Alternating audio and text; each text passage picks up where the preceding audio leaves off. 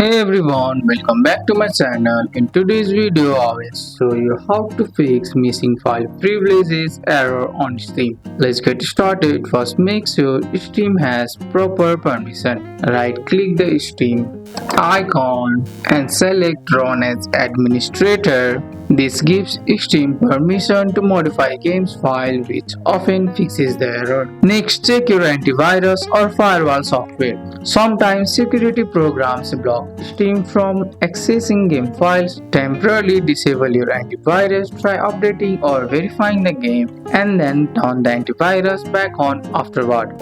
You can also try restarting your computer. A fresh restart clears temporary files and processes that may be blocking Steam.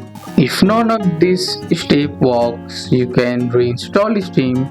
Don't worry, your games and progress are tied to your account so they won't be lost. And that's it. By running Steam as admin, disabling an antivirus temporarily, verifying game files, you can usually fix the missing file privilege error on Steam in PC. That's all for today's video, guys. I hope you guys like this video.